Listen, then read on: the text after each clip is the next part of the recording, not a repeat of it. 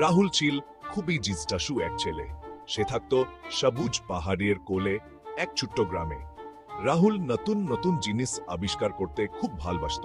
প্রতিটা পাথর, প্রতিটা গাছ, প্রতিটা পাখি হেন এক একটা রহস্য লুকিয়ে রেখেছে, আর রাহুল সেই রহস্যের সমাধান করতে চাইত। রাহুলের কাছে পুরো পৃথিবীটা যেন একটা অদ্ভুত রহস্যময় বই। একদিন রাহুল জঙ্গলের ধারে খেলছিল। হঠাৎ তার চোখ আটকে গেল একটা জিনিসের উপর। পাহাড়ের গায়ে একটা ছোট্ট গুহার মুখ। রাহুল আগে কখনো এই গুহা দেখেনি। সে গুহার কাছে যেতে চাইল, ভেতরে কি আছে সেটা দেখতে চাইল। সে দড্ডে গ্রামে ফিরে এলো।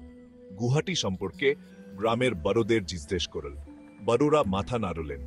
ওরা রাহুলকে গুহার কাছে না যাওয়ার জন্য সাবধান করে দিলেন। ওরা বললেন, গুহাটি বিপদজনক এবং কখনো ভেতরে যাওয়া নিষেধ। রাহুলের মনে প্রশ্ন জাগল, কেন গুহাটি নিষিদ্ধ? ভেতরে কি আছে? কৌতূহল দমন করতে পারল না রাহুল। সে নিজে গিয়ে দেখার সিদ্ধান্ত নিল। সন্ধ্যা নামতে রাহুল গুহার দিকে পা বাড়াল। তার বুক থুকপুক করছিল ভাও আর উত্তেজনায়। সে একটা লম্বা শ্বাস নিল এবং গুহার ভেতরে ঢুকে পড়ল। ভেতরে ছিল অন্ধকার আর ঠান্ডা। ধীরে ধীরে যখন তার চোখ অন্ধকারের সাথে মানিয়ে নিল, তখন সে দেওয়ালে কিছু অদ্ভুত ছবি দেখতে পেল। মঙ্গা আলোতে ছবিগুলো হেন জীবন্ত হয়ে উঠেছিল। একটা ছবি বিশেষভাবে রাহুলের নজর কাটল। ছবিতে দেখায় আসছে একটা ছোট্ট ছেলে একটা হিংস্র বাঘের সামনে দাঁড়িয়ে আছে।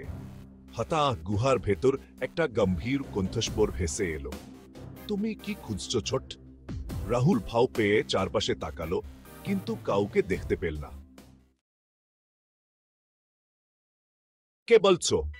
কাপা কাম্পা গলায়া জিজ্ঞেস করল রাহুল। কণ্ঠস্বরটি আবারও ভেসে এলো, আমি এই গুহার রক্ষা কর্তা। বলো তো, তুমি এখানে কেন এসেছো? রাহুল সাহসেও গেল। সে বলল, আমি এই গুহার রহস্য জানতে চাই। সবচেয়ে বড় রহস্য এই দেয়ালের মাঝে নয়া, তোমার নিজের ভেতরে লুকিয়ে আছে। কণ্ঠস্বরটি বলল, সাহসী তোমার পথ দেখাবে, তোমার সব প্রশ্নের উত্তর তুমি পাবে। রাহুল কণ্ঠস্বরটির কথা ভাবতে লাগলো।